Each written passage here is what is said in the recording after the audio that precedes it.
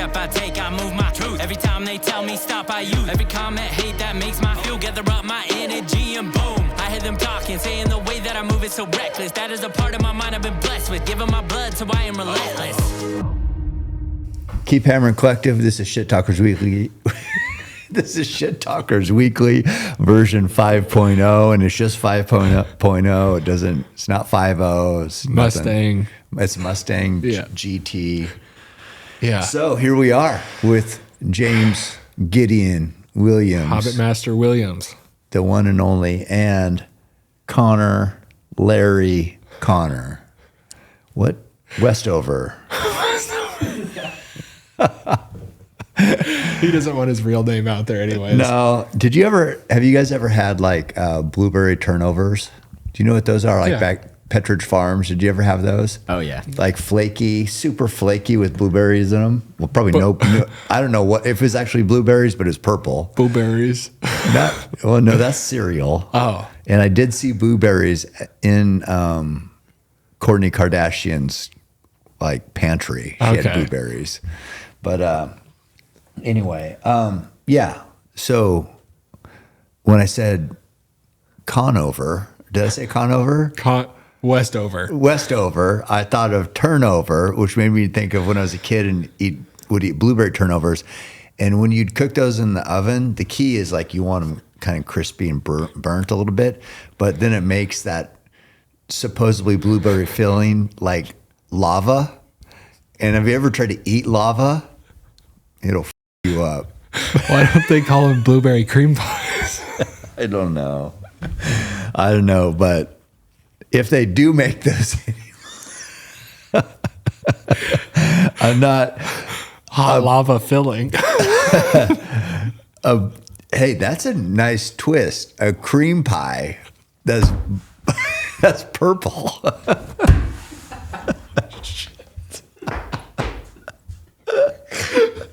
That's a fun little twist on a cream pie, isn't it? You haven't seen that every day. Hey, babe, I want to try something tonight.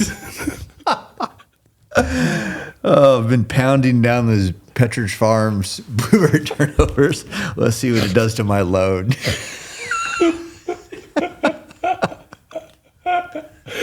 Speaking of loads, I have a fun little factoid. Oh, factoid of the week. Shit, I got more too. Oh, beautiful. Yeah, go ahead. All right. Let me think what mine was. Something about boners. All right, this is the same category. Okay. All right, factoid of the day. The average male ejaculation travels about 28 miles per hour. Yeah. That's faster than the average speed of a sprinter in the Olympics. Usain Bolt's top speed was around 27.8 during his world record 100-meter dash. So, that'd be a good contest. At some point in time, I was faster than Usain Bolt. You came faster than Usain Bolt. The problem is it's hard to time that start with your load.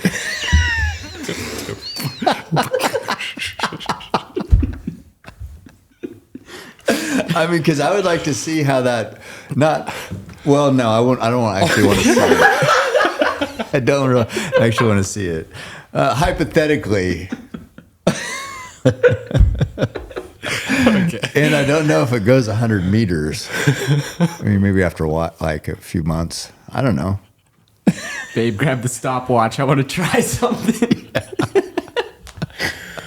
Okay. That's got to be a faster 0 to 60 than a Mustang 5.0. Wait. Way to bring it back. Oh, yeah, I got to tie it back together. Yeah, whatever sponsors we have left, we definitely are going to need new sponsors for this segment. Yeah, but it's Shit Talkers Weekly, so like ashwagandha, they could be a. Is that a brand or just? It's a vitamin. I think it makes more hearty loads.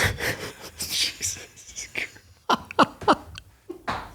So like they could sponsor. I mean, just because it ties in so well. Yeah, we're sponsored by the supplement. All right. Okay. Do we need another start? We might. I don't know how much of that is usable.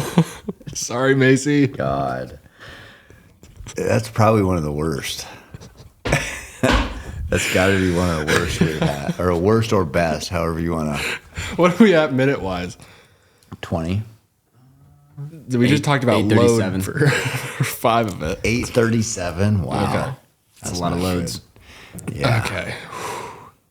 All right. So on to our regularly scheduled programming. Yeah. Our our shorts sold out. Yeah. Didn't take that long. No. Couple hours. Yeah. I fucking am so sick of I'm so sick of making every decision. That's all. I think that's what I said in my rant. I'm surprised I didn't hear it. But Yeah. I didn't. No, it's like every photo, every word, was part of it is mine, because if I don't, then I'm like, you dumb why would you put so. And then, publishers calling, lawyers calling. I don't think have we talked about I get sued? Like, We really haven't. fuck. It's getting sued is actually getting old. Yeah, so getting sued all the time seems like. Oh, yeah, it's been. And then, then the marketing. But They were going to say getting sued is gay. That'd be a good t-shirt. it is. Well, I mean, but being gay is fine. It's great. Well, no, and it's Being all, sued is great. all love.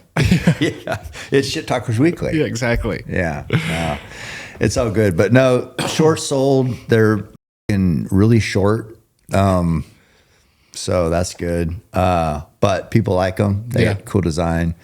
They sold out, I think, a couple hundred. I don't know how many.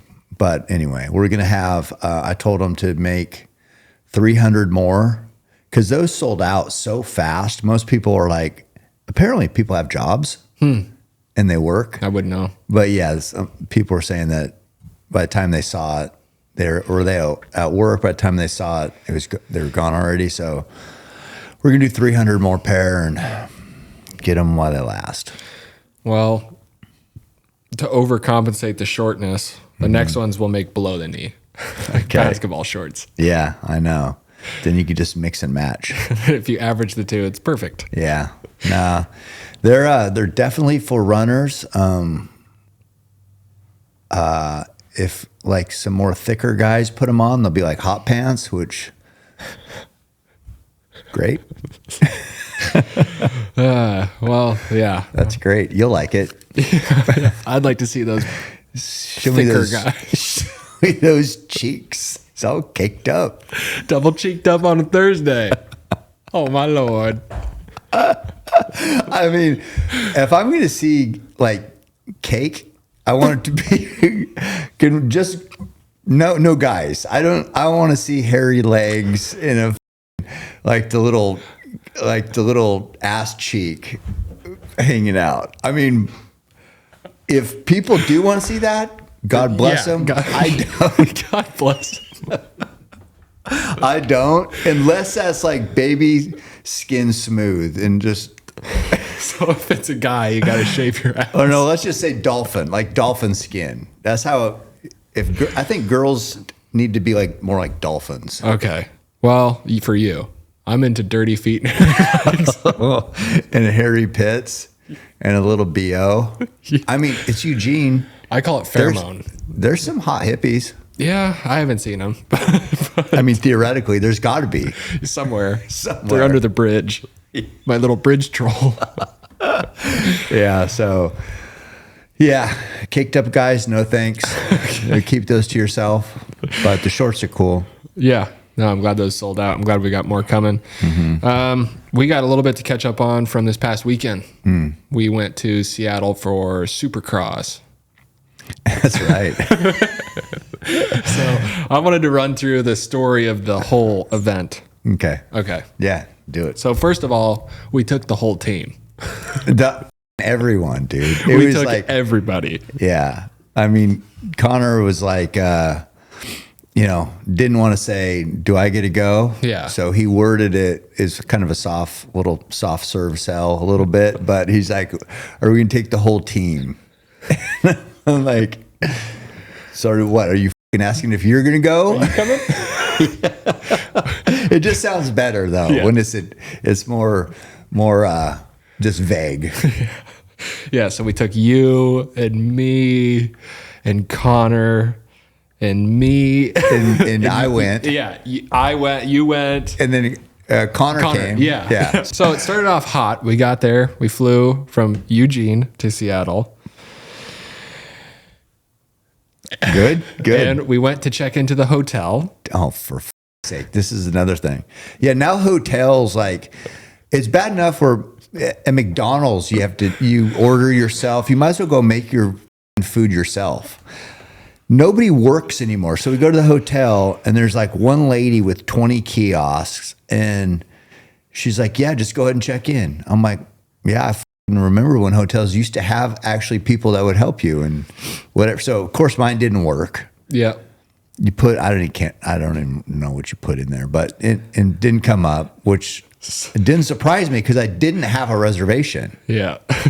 Sir, I thought this person was, I thought this, it's like, so nobody fucking made reservations. It's Supercross weekend in Seattle, which there's about 1 million people trying to find hotels. So yeah. And they did have one room for that night, luckily, because it was a really nice hotel. Jeez. So worst hotel I've ever been in. What was that shithole called? What was it called? Citizen M. Oh my God. It is like you're in a prison cell. I'm like, is this what hotels are coming to now? It is. My room was as big as this table. And then you took a shit in the shower, which was also on top of the bed. The toilet was in a drawer over the bed. And then I couldn't figure out how to even turn the fucking lights on for a while because I hung my shirt up and it was over the light switch by the bed. So I'm going everywhere. It's like, is this? So I took a shower in the dark. I'm like, what are we saving electricity now? What is going on? Is this so advanced? I'm picturing you fuming in your I was already. I don't need any reasons to be upset generally. The best part is Connor and I shared one of those jail cells. I know. I never feel bad for anything, but except for that one comment I made to you that I had to apologize for. But other than that, I never feel bad, except for when I thought about you dumb in that tiny little bed spooning or however. And I don't even know how you got in it because the room is the same size as the bed. So whoever had to get like on the wall, I mean, I guess you're dragging your balls and dick over one another. I guess over your face. Excuse me, I got to go to the bathroom. Yeah, sorry. Oh, excuse me. Sorry. Gosh, your whiskers just gave me a whisker burn on my balls. Oh, I see you shaved it. Yeah, thanks. That's awesome. God, I don't even, is there Yelp or is there a hotel? Probably. But I wanted to go and say what a shithole, why did I struggle saying shithole hotel? Yeah, and basically we do have pictures and video of the hotel room, so those will be supplied. For this reel. Yeah. And did you have a video of him crawling over you? Slow-mo? Yeah. Got a video. Got a video of my cheeks through the frosted glass shower door. Yeah. So the toilet, where the toilet and shower were, was this like frosted glass. Yeah. And the problem with that is if you touch it, it breaks the refraction, so you can see through clearly. Oh. So if you smash your wiener against it, you can see it. Exactly. Yeah. So checked in there. Great. Awesome. Night was off to a good start. Then we went and got a steak dinner. I forgot what that place was called, but the steak was good. It should have been called Big Tits. Yeah. Steakhouse. That's why I put it in my notes, because I met my wife. With her husband. By met, I mean I drooled at her while I stared. Yeah, man. I don't know. I didn't know what it was called either, but I'm glad we went. No, that steak was fucking amazing. Yeah, we all got a ribeye, and it was so good. It was really good. Yeah. Best steak I've had in a while. It might be the best steak I've ever had. It Damn was close. good. Okay, so then we It went. was right by Shake and Shack. So if people want to know in Seattle, go to Shake and Shack's, but not to Shake and Shack's, to the steak restaurant right there. Yeah, you'll find it. Okay, so the next day was race day. So we're off a hot start, and we get there, and every single event this happens. It's like, no, you guys will be fine. You can get in with the camera and the bags. I mean, I guess it was never in question because people were working on it the whole time. Yeah. Shout out to Neil from Kawasaki. He's made it happen, got us there. VIP experience is incredible. But Supercross is a big event apparently, and they got lots of rules. And wherever the was, Lumen Field, I think. Yeah. They got lots of rules. Everybody has their jobs to do. So, yeah, it was not a quick process. Yeah, I had to fill out about 16. Connor and I both had to fill out like 16 forms to get in. Social security number. Taking quizzes on Yeah. gambling. Yeah, we had to take a quiz on gambling. It's like, we're just taking photos. What is going on? But finally it worked out. Yeah, got in. And then we got in. We went straight to the Kawasaki truck, which was pretty cool. I mean, Yeah. that thing is dialed in. Yeah, there's some money in that. Here's the coolest thing that I saw, and I see a lot of comments too, is so it's a smaller group of people that do that than hunt, apparently. I think it's like 5 million people, I don't know, do motocross. I don't know. But it's a number I was told. There's 14 million licensed hunters. So, and I was thinking about it too. It's like motocross still is like, it's not like there's a track everywhere. The shit's No. expensive, but the people there is like, thanks for coming. Thanks for helping grow the sport. Thanks for getting awareness to this. And I was like, man, this is a lot different than hunting. Because in hunting, you get crucified for growing the sport. Yeah. You're ruining everything.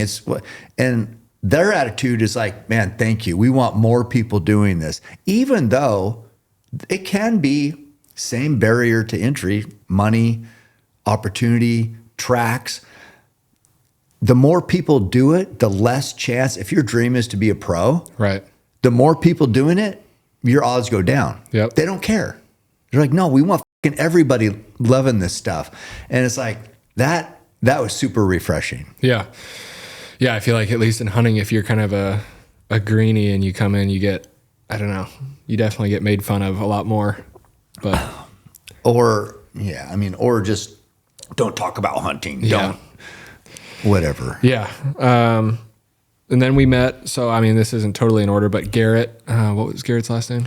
Marshbanks. Marshbanks, yeah. He rides for Kawasaki. Yeah. Seemed like a super nice guy. You talked to him for a while. You got second. Yeah, in the 250. Yeah, he had a good run. Yeah. That was cool to see. Good race. Yeah. And then we went over to Yamaha and met Brian Deegan. Mm-hmm. Seemed like a super nice guy.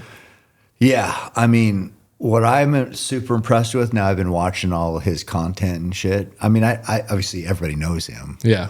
I didn't, because I haven't been involved. I didn't know like it was Metal Militia, Brian Deegan versus Travis Pastrana. Brian was the bad boy. Travis was a good guy. They had like a rivalry, good versus bad. And I heard Brian saying on some podcast, Travis didn't party, didn't get in, I don't know if he said fights, but didn't get crazy, just was a nice guy. And Brian was like, what? This guy, what's wrong with this guy? Because Brian went hard, apparently. Yeah. Anyway, so they were rivals, X game, competition. But yeah, now, I don't know, whatever. But Brian has built an incredible brand. I mean, the Deegans. Yeah. They basically, I mean, I don't know, because it's who am I to say, but they seem bigger than the sport almost. I mean, I didn't know. The only two people I knew before going into it were the Deegans and then Jet Lawrence. Mm-hmm. And I knew Travis Pastrana and Ricky Carmichael, but that's, Yeah. I mean, yeah. Eli Tomac, I knew him. Yeah. Bow hunter. But yeah, Brian, that Yamaha truck was, man, it was crazy. But the crowds there, Yeah. pretty insane. Yeah. My favorite part of the crowds were all the girls with their boyfriends who would leave them in a second if they got the opportunity.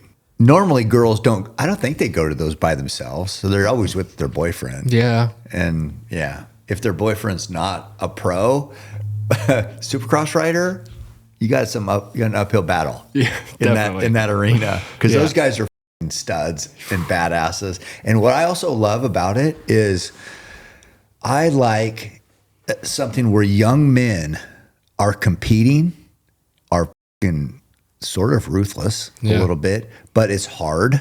They're training. There's a lot at stake. So it's like for young men, I'm like, perfect.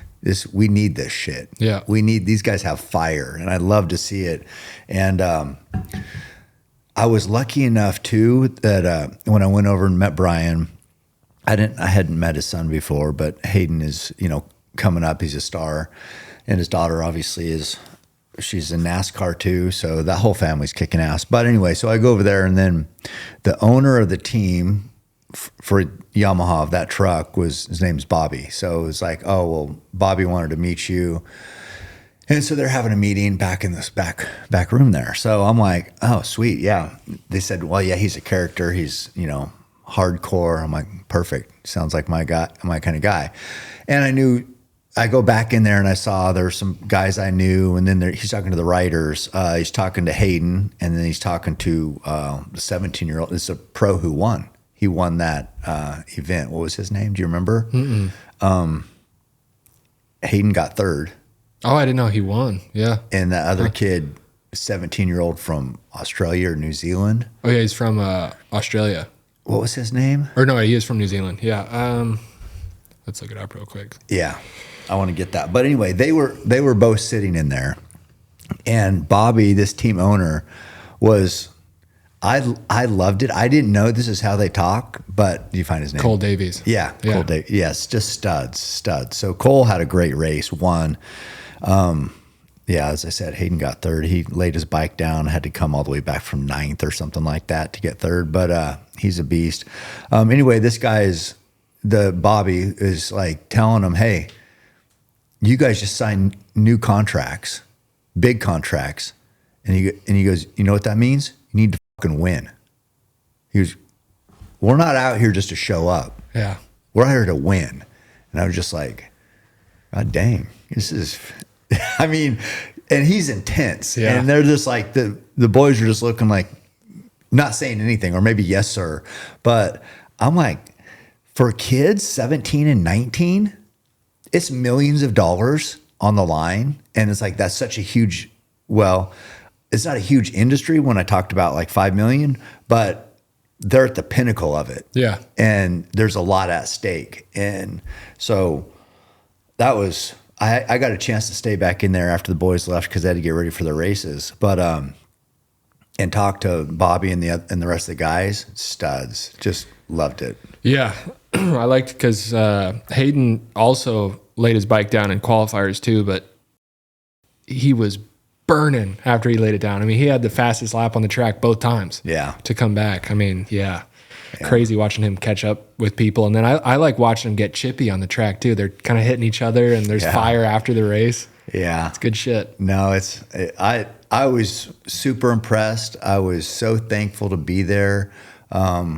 Just be immersed in that world, because we had Adam on here on the podcast, before we went up there. Then I got to do his show up there, Race Day Live, which I didn't know how popular that was. Yeah. That was pretty sick. But, and Adam is a legend. Everybody loves him. Everybody respects him. Just a badass, and just been a fixture in that industry for a long time. So he's so well respected. To do that show was big. Be able to talk to everybody and just see the inner workings of that. But what I saw, and when I was watching these clips too, I saw Brian talking about how, and he put up a post, I think, of his son, and it was like the engagement on that post, and it got, I can't remember what, but it's like 3.1 million views or something. Views. Yeah. And so he's saying something like the sport wins because of this, but to my point is, his marketing is bigger than the sport. And we were talking about that too. It's just like he's built something so special, which I'm so impressed with, that it is hard to be bigger than what you do. Yeah. But he is. And I heard him talking about it on this old podcast, it's like from 3 years ago, that he goes, if you look at my analytics on our channel, on what we do, nobody can touch it. None of these companies can touch what we're doing. And he's just like, so do you want to be involved or not? Yeah. You know, and it's like that, having that powers, you know, or that influence is a big deal. It's a big deal, but it's also a big deal for the sport too. I mean, when someone's bigger, it's, I don't know. I look at it, it's kind of similar to what you're doing too, is bringing new people in. It's the only way to get that many new eyes on it, you know? So, yeah, so we did Race Day Live. And then we also talked to Will Hahn. Yeah. Who I thought that was interesting. Hahn? Yeah. H-A-N? Yeah. Yeah. H-A-H-N or something like that, or H-A-N-H. Hahn.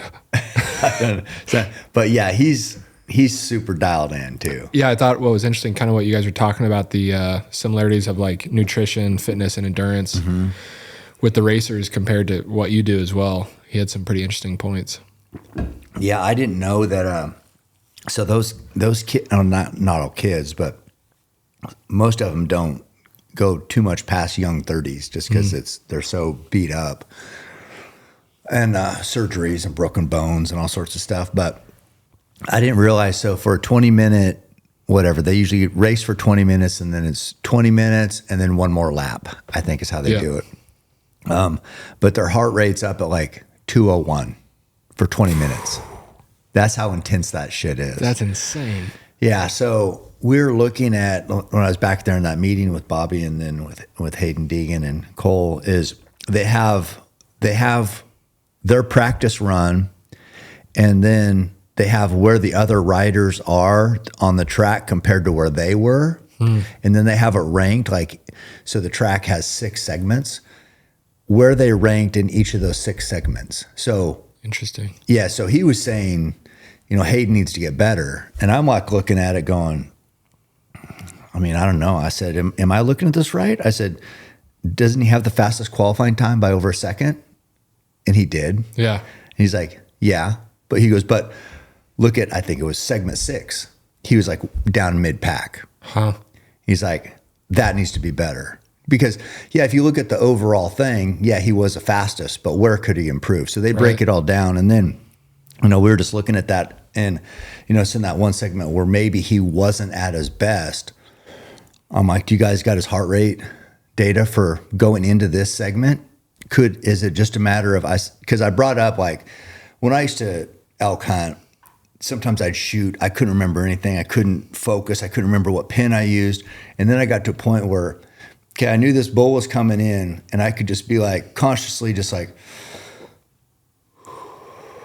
relax my shoulders, deep breath, make a perfect shot. I said, so could he consciously feed his body oxygen going into that, deep breath, lower that a couple beats, his heart rate from 201, even it got down to like maybe mid 190s.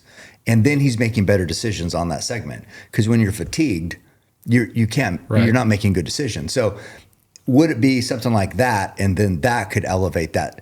So it was just cool looking at, I mean, they're looking at everything. Yeah, I didn't know that. No, I didn't either. Insane. I had no clue, but I was fascinated by this. So, yeah. And then just like, how are they getting fueled up going into it? Because it's no different than an ultra race where you're pushing your body, where carbs, calories, salt, whatever you got to do to focus. Because really they're making a lot of split second decisions, and they got to be right on. Yeah. So yeah, there's a lot at stake, but I was super fascinated by all that. Yeah. But Will is, he was in there too, and he's a master of training, specificity, getting those guys at the highest level. So it was him. So the guy from South Africa is another trainer, just all top of the game there. Yeah, that's pretty wild to compare the two, analyze those. I've been taking Ketone IQ for the past year and have seen tremendous benefits, including mental clarity, increased focus, and more energy. Anytime I take the shot, I feel smarter. When I have on some really smart people like Andrew Huberman on the podcast, it can be intimidating because actually I'm not that smart. Nobody's ever called me smart.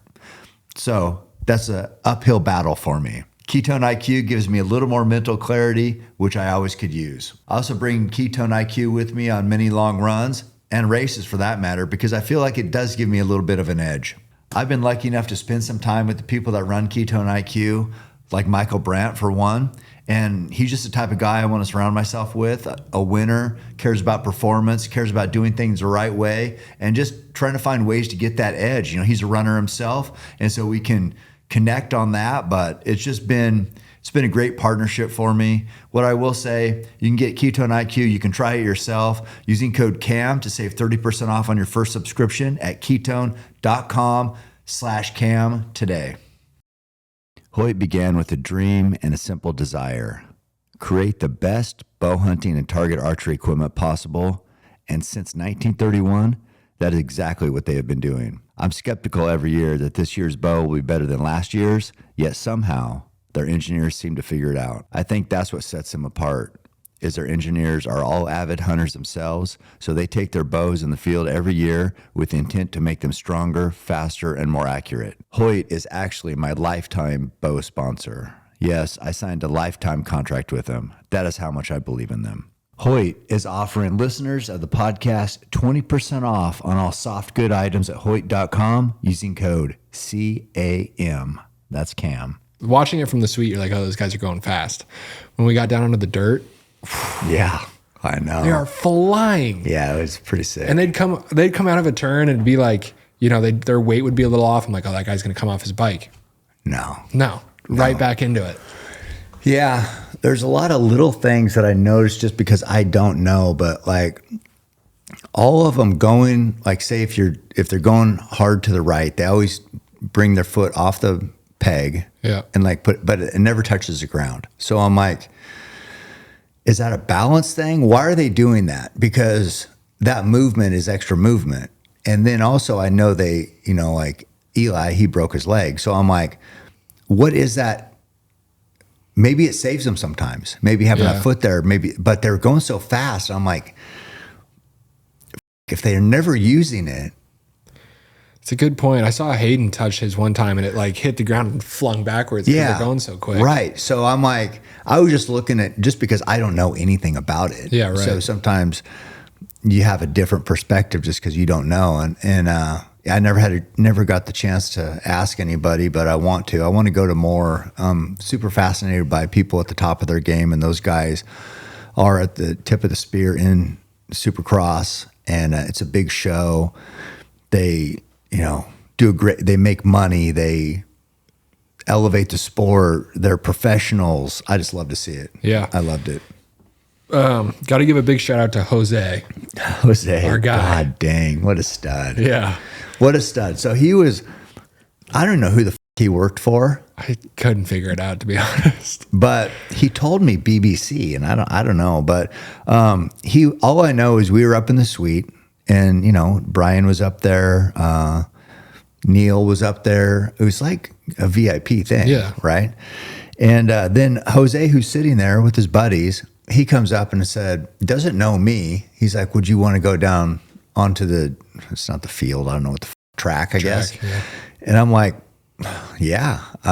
And so I was super appreciative because he didn't know us, but he was willing. And I told him when we were down there, I said, thank you for, you know, giving us this opportunity, because it's so much different than being up in the suite. And I said, you didn't need to. You're sitting there with your buddies. Most people just sat there and kept bullshitting because your job isn't to entertain me. Right. But he took it upon himself to take us down there a couple times, and it changed everything. Yeah. Changed the whole experience. But yeah, Jose, love that guy. Took awesome photos, sent us everything. One of the nicest people I've ever met. Yeah, he was super nice. And he also brought kids. Satoa. Oh, yeah. Lumea. Oh no, he also had some kids come and meet people too. That Oh, really? just to be nice. Huh.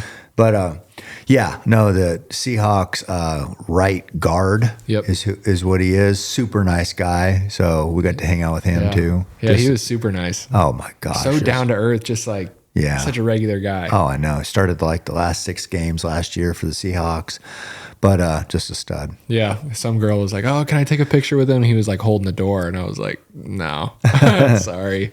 Yeah. Yeah. Okay. The other thing I kind of wanted to talk about is the similarities between, and we kind of touched on it, but bow hunting and Supercross as niche sports. Kind of, it almost feels like there's a weight on the athletes or with hunting, the hunter's shoulders to, celebrate the sport and the culture and kind of carry that torch to the next generation. So while you were there, we obviously talked about the Deegans, how they're doing that really well, but was there anyone else you were impressed with?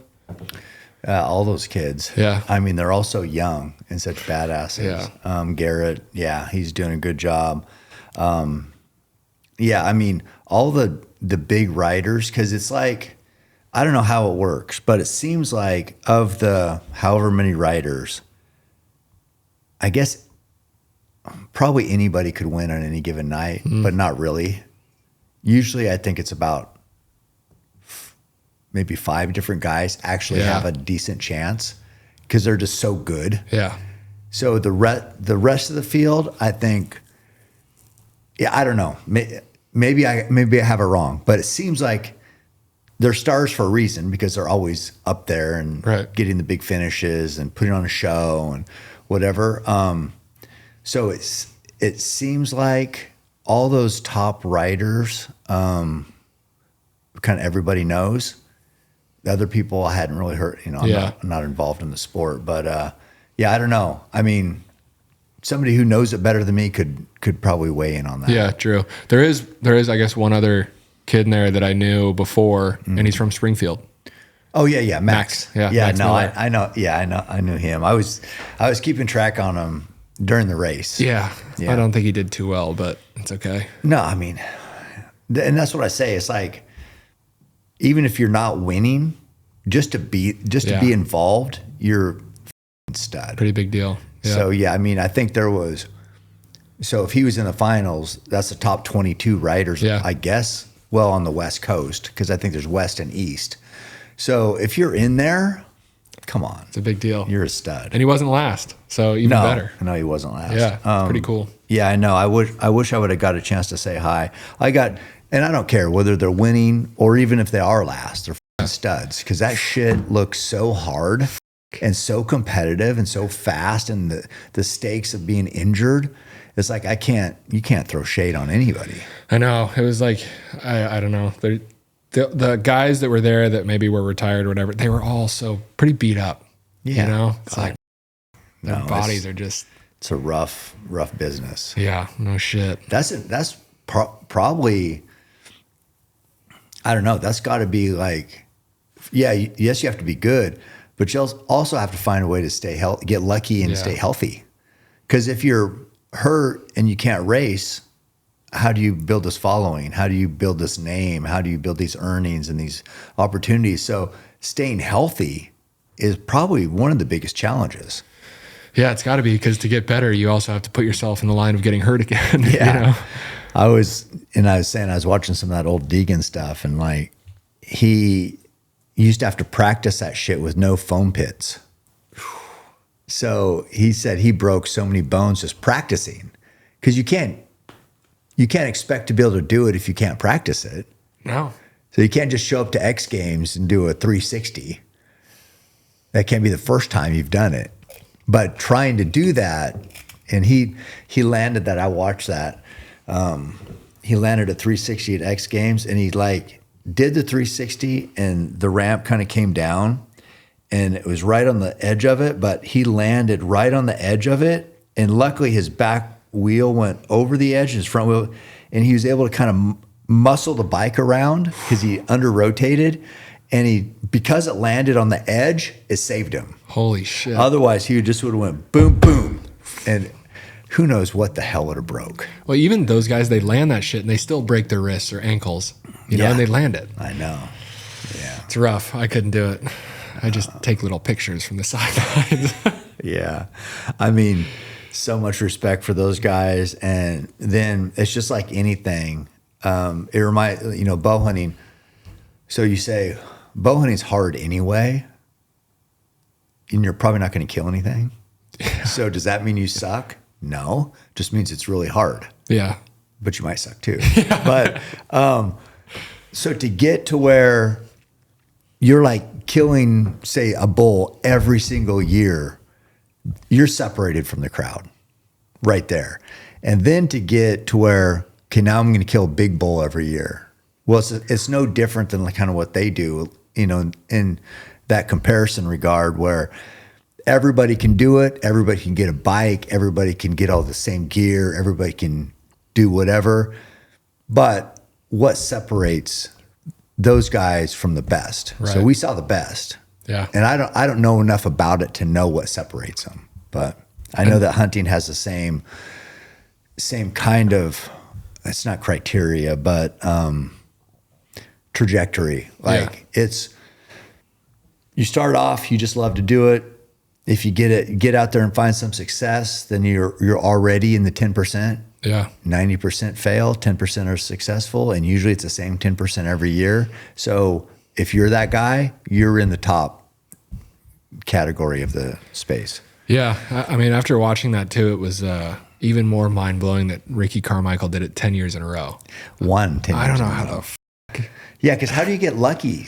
I mean, just to stay healthy. I mean, I'm not trying to take away from skill, but just how do you stay out of wrecks? Yeah, I know. And stay healthy to win 10 in a row? I don't know, because, I mean, the launch and into that first turn is a mosh pit. No, I mean, it's just coming off. I mean, gate drops, and it is balls out to that corner.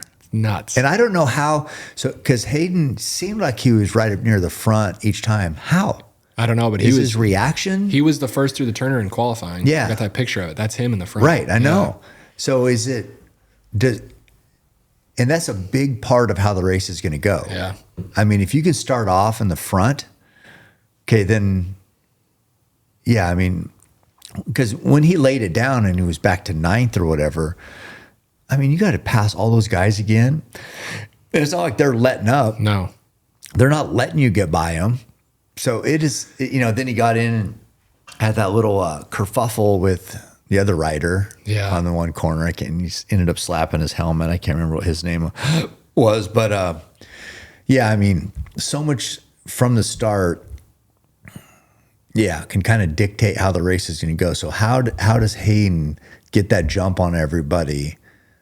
I was kind of fascinated about that. I was like, is that just reaction time or what? Or the bike or what?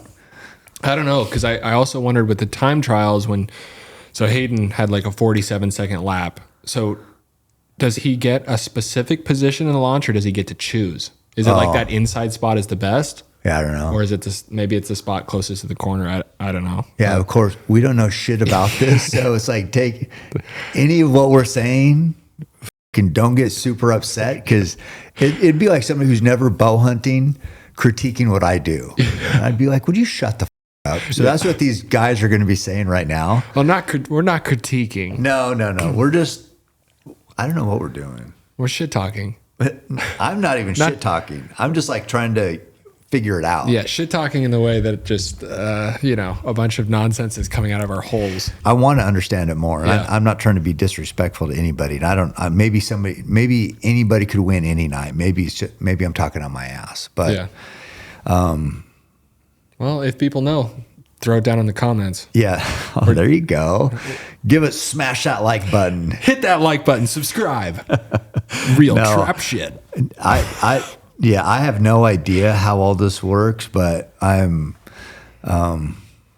very thankful that everybody's so welcoming and just, was willing to share their world with us. So I don't know, they're just so gracious, and man, it was pretty cool. But I want to understand it more. I want to go to more. I want to get some more. I want to get Eli. I want to get Brian's coming on. Yeah, that'd be sweet. Yeah, Travis, love to get you on here. But yeah, I mean, I just want to know more about it, and if we can shine a spotlight on what they're doing and what badasses these guys are, then that's what I want to do. Yeah. You heard it here first, folks. That's First Take News. Thank you. I think that was it for the event. So coming up this week, we've got a couple things. What? Well, one on Saturday, you have shotgun. God. Yeah, today I walked 8 miles. So that's how my training went today. So we talked about all these high-level athletes. I'm the opposite of that. I'm some old piece of shit man. God. Yeah, so thinking of how long it took me to walk 8 miles, and then I got to run 31 on Saturday, I was thinking, how long will it take me to walk 31? Should be good. Do we have a podcast this week too, right? Do we? Let's check. Thought we did. I don't think so. Oh no, we don't. I'm on vacation. I thought you said you had someone. Oh, Shelby Houlihan's next week. Yeah. Yeah. Okay. Yeah, I got to get in shape for her too. She's a badass. She can run. Yeah. She can run. But no, that's coming up. Yeah. Got the book, a bunch of book bullshit I got to do. The book's coming out May 6th. Yeah, get the people excited about it. I mean, the book's going to be good. The bullshit associated, not good. I'm fucking really burnt out already. But I think it's just because I'm just obsessing, or not obsessing, but I got this race hanging over my existence. I don't know why I said I'd do it. Race. I'm trying to think of what it could be. Oh, it's just that little turkey trot fun run, 250 miler. Oh, that's the one. Right. Okay. Just that one. Yeah. That'll be probably the hardest thing I've ever done in my entire life. So I just thinking about that every day, wondering how I can get either can I die before then or somehow get younger, stronger, faster, and better at running. Damn, it was almost that Kanye song. What? Better, faster, stronger. Is that the name of it? You've been trying to use some song for every reel you sent me lately. Is that Travis Scott? That's the first time I've used that song. No, you used it on another one that I never looked at that you fucked up. Well, no, remember the second grade graphics? I didn't use Fiend on that song. Oh, it wasn't? What was that one? That was Kendrick. Oh, okay. Yeah. So you hated that reel too? Yeah. Well, I didn't use it, did I? No, the Supercross one. Oh, I mean, it's all right. Well, yeah. I think that's it then. Shout out to Neil Stores. Thank you for Yeah. the awesome experience at Supercross. A lot of people reaching out. Yeah, I loved it. Washougal, we're going to be back up there this summer, I think. Well, I know Brian's coming in for that, so I think that's when he's going to do the podcast. But yeah, I've heard good things about Washougal. It's a big, tons of people here go to it. Mm-hmm. Yeah, big camping thing, I guess. It's like a music festival. Oh yeah, a bunch of dirty people from camping. Dirty feet, hairy legs, and hairy armpits. I'll be there. Yeah, those country music festivals. That's the only thing. Is like they're so dirty. Yeah. You know, that dust, and it's in the summer, and fucking people are just drunk and sweating. Well, that's the thing. You're so drunk you don't care. Yeah, but if people aren't like staying there for 3 days and coming in just for a day, they care. Those people care. There's shit talkers. So it does. None of it counts. No, none of it's real. And actually, this is all AI, anyways. So. Yeah, oh, that's right. Hey, yeah, Macy did pump out the AI Action graphics. figures? Yeah. I know. I kind of think we should make that. I look life size. Yeah, it looks like I'm standing there in real life. Well, we got the what are those called? Little bobbleheads. We got Dildos. double-ended dildos. Yeah. The Funko Pops. Funko Pops. We got Gid and Larry Funko Pops. So we need a Funko Pop Cam Hanes. I'd like to see you try. Yeah. Let's see. So I think, oh, wait. Did you tell your joke already? He told his factoid. You said you had Yeah, some. you said you had factoids. What was my factoid? Factoids. It seemed like it was related to the... You said boner. I know. Was it boner related? Because I thought I was thinking of... I mean, the rabbit factoid was pretty popular. Yeah, that was a big hit. It was a big hit. Actually, no, because any reel we put out sucks. Yeah, just like the one I sent you. Yeah, I mean, I didn't post it, but obviously it sucks. Yeah. So yeah, I don't know. I mean, we have good reels. They just, Instagram just is like, nah, we're not going to pump that one. Instagram hates us. We're not going to pump that one up. Yeah. Anyway, all right. Well, that's all I had. Stay tuned for something else. Damn, are we going to have to do a wellness check on you later? You sound like you're going to tie yourself up. I'm fucking tired. I'll do it. I'm tired. My shitty run. I know. I'm going to hold my breath until I pass out. It's my shitty run. Like, it's amazing that a good run has you in a good mood. A shitty run has you in a shitty mood. Isn't that amazing? I need to start running. That's what I need to do. What I was thinking about is like on my shotgun run, because I was thinking I was underfueled today because I was like, been obsessed with trying to get lighter. So didn't want to eat, then felt like shit. So then I was thinking about for that race, I'm buying a box of old fashioned glazed donuts and I am going to be caloried up. Those are so good. I know. Those are the best. I'm going to have those shoved in my shorts. That in your prison pocket? No, I'll just have them right over my shaft. See, I should be able to get 3 or 4. The old donut holder. So then I can just slide one off, pop it in, and we're good to go for another lap. That would be crazy to see that. And then if I have one left afterwards, what's that game where, like, remember at the fair where you try to win a stuffed animal? Yeah. If you get the ring over the bottle. Right, so we could do that afterwards. Dang it. Dang it. So. There you go. You want a stuffed animal. All right. And we'll wrap this up like always. Sorry, Macy. Keep hammering.